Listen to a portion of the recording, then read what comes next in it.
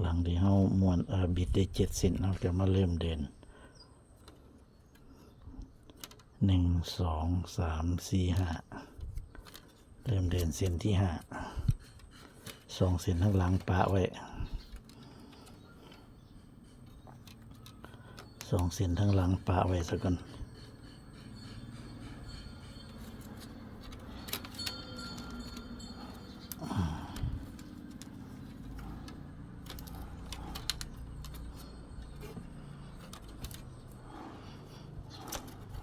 มันก็ง่ายๆเลยพี่น้องคือเก่าพอเฮานั่นเราจะหักลงมาแทนไว้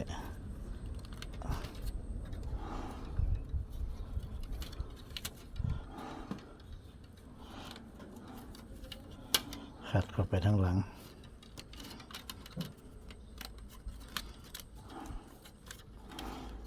ม้วนแบบนี้มัน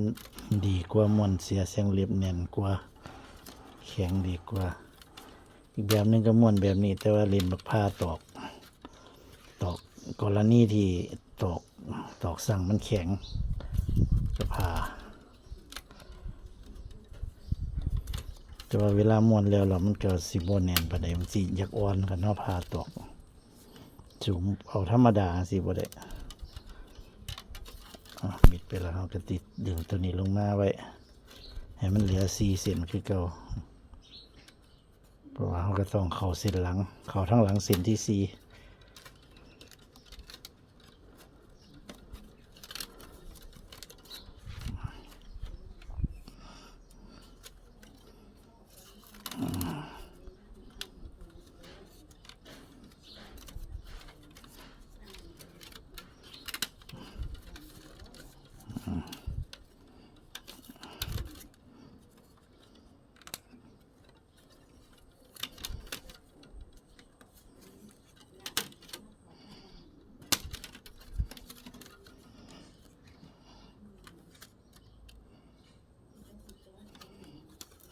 บิดซะก่อนลืม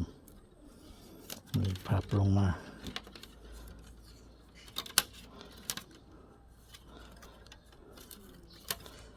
เวลาเราบิดเส้นนี้ไปปั๊บซ่อนข้างหลังแล้วก็คัดไว้นี่คัดแบบนี้เราก็มาบิดเส้นนี้ลงมากะว่าให้มันได้ระดับกันให้มันได้ระดับกันแต่ว่าผู้เฮ็ดก็บ่ค่อยได้เป๊ะปานใดดอก แต่ว่าก็ขอให้มันใกล้เคียง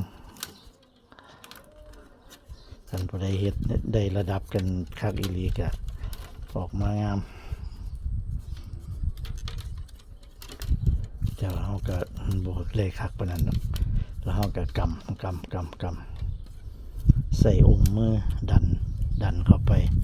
ใส่ไปมือดันทั้งในออกใส่องค์มือดันทั้งเทิงเข้าไปแล้วว่าเราต้องการในปากกระตาเราออม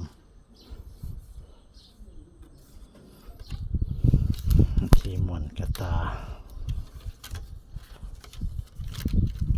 มาสิ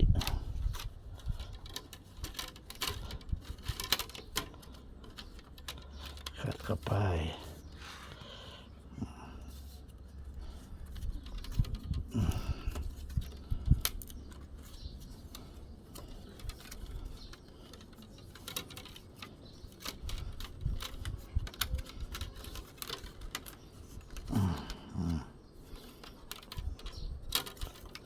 มันได้หาเส้นตลอด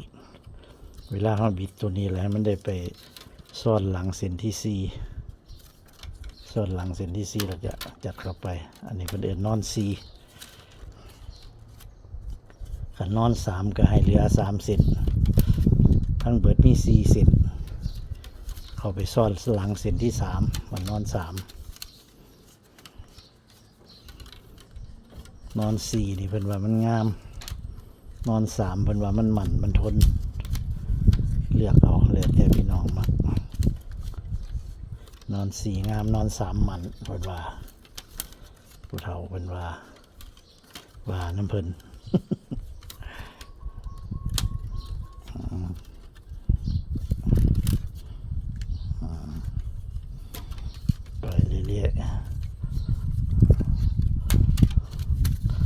ลางเที่ยเอาคักๆก็ออกมาบ่งามสำหรับบ่พื้นม่วนนี่ก็ได้ลางเที่ยก็เฮ็ดเล่นๆไปเอาแต่มันสิเป็นจังได๋บัดออกมาพัดดีพัดงาม โอ้ยมื้อเดียวล่ะพี่น้องม่วนนี่บ่โดนใช้เวลาประมาณ10กว่านาทีนี่แหละอย่างซ่ามันสิไปซ่าอยู่บัดเฮาสอดแต่ว่าคันเฮาม่วนไปจังซี่มันก็บ่ซ่าหรอกมันสิไปซ่าแน่ช่วงบัดเฮาสอด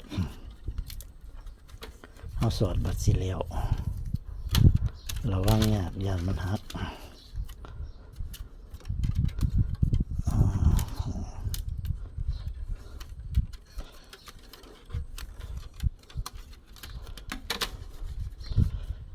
สูงมันต่ำมันสิอยู่กับเฮาตอนเฮาบิดตอกลงมา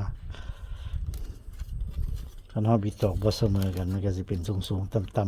ำๆแต่ว่าคันเฮาบิดแล้วเสมอกันดีเพียงกันดีมันก็สิเสมองาม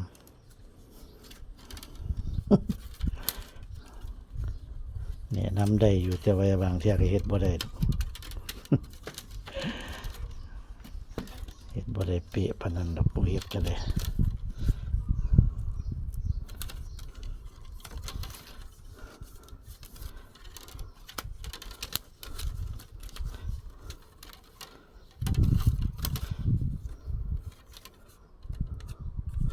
โอ้ตอกนุ่มดีเสียน้ำไปชั่วโมงกว่าเอาของเสียน้ำไปแล้วก็หนีออกไปทุ่งนาไปเบิ่งรถเกี่ยวเขาแต่ว่าบ่แม่นเขาเจ้าของดอกเขาเจ้าอยู่ใกล้ๆกันนั่นแหละว่าสิไปซอกเบิ่งรถเกี่ยวเขาว่าซั่นแต่ว่าคันที่เจ้าของสิเอาเกี่ยวหันเพิ่นยังบ่ทันลงไปมันเป็นอีกเจ้าหนึ่งเพราะว่าเฮาส่วนกันไว้อยู่3-4เจ้าน้ำกันนี่แหละว่าสิเกี่ยวพร้อมกันแล้วที่นี่ไปเราจะรถคันที่เฮาเว้าไว้เพิ่นยังบ่มาแต่ว่าหน้าข้างกันนั่นเพิ่นก็เจ้าพี่เกี่ยวอยู่แล้วว่าแต่ว่าบ่แม่นทีมเฮาก็เลยบ่เกี่ยวนำกับเจ้า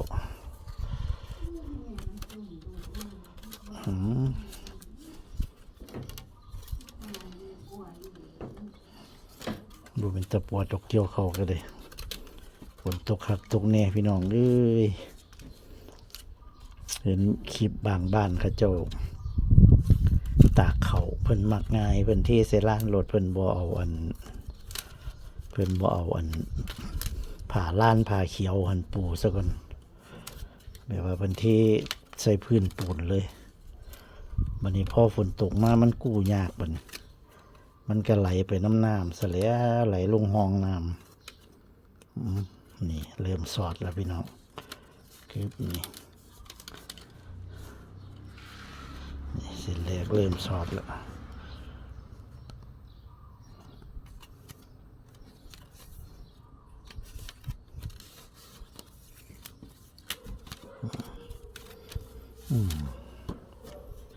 ค่อนข้างสิใกล้เคียง หน่อยวิธีสอดนี่เฮาก็นับมาเส้นที่4เฮานอน4เฮาก็ต้องนับมาเส้นที่4นี่เฮาก็ต้องสอดออกมาหลังๆเส้นที่4นี่เส้นที่4บัดนี้ก็พอสอดเส้นที่4ปุ๊บข้างหลังเส้นที่4ปุ๊บเฮาก็สิมาโค้งเข้าในนี่มันขัดไว้ในนี่ขัดในละเส้นที่หลังเส้นที่4นั่นน่ะคือกันเส้นนี้กับนี่เส้นที่4ออกมานี่เฮาก็เส้นนี้เฮาก็ออกมาน้ำกันนี้นี่สอนข้างหลังเส้นที่4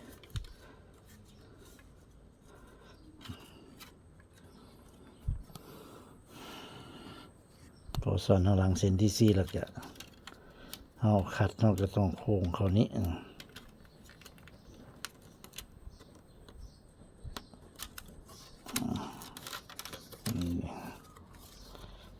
คือนี่นี่สอดเกี่ยวเข้าไปนี่เนี่ยทางหลังมันนี้เขาสิมาทางหลังเส้นนี้มัน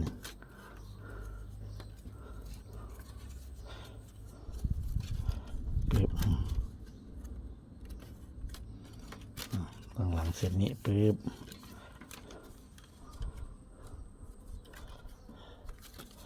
ทางหลังเส้นนี้แล้วก็ทำกระสีโค้งขึ้นเข้าไปนี้ปึ๊บอันเสน้ำให้มันนุ่มๆมันก็สิเฮ็ดง่ายอยู่อันเสน้ำบนนุ่มนี่มันอยากเฮ็ดยากเลยพี่น้องจิ๊บเส้นต่อมาบัดนี้เส้นต่อมากับพี่ได้บัดเนี่ยเส้นที่4ที่เฮาบิดขึ้นไปแล้วจิ๊บเส้นที่4เฮาบิดขึ้นไปแล้ว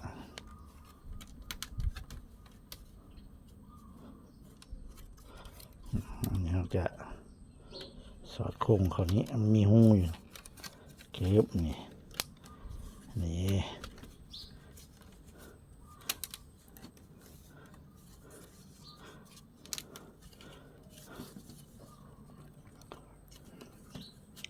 เส้นนี้ก็นี่เส้นที่4ก็สิอยู่นี้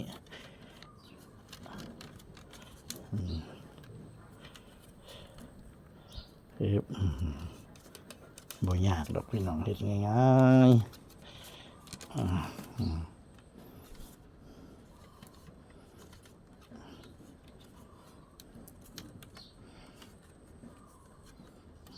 ส่วนอันนี้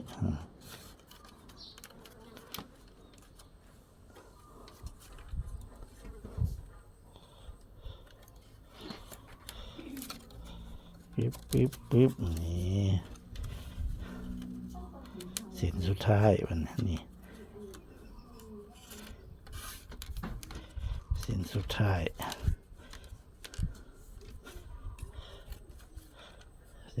ก็เข้านี้ที่เก่า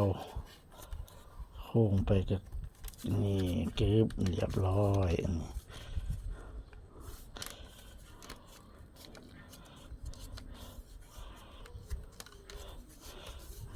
จัดเขากำเขาให้มันเข่งนะมันออกมาแล้วก็สิประมาณนี้ดูดีเดอยู่ทรงงามเดอยู่แต่ว่ากันมันเป็นตอกสั่งมันเป็นตอกติวนี่มันสิไข่อยู่พี่น้องมันสิบ่ค่อยหักซอยแตกคืออันแตกนี่แตกอยู่แต่ว่าสิบ่ค่อยหักค่อยสีคืออันตอกทางแข้งสิตอกทางแข้งสิมันสิอยากหักนี่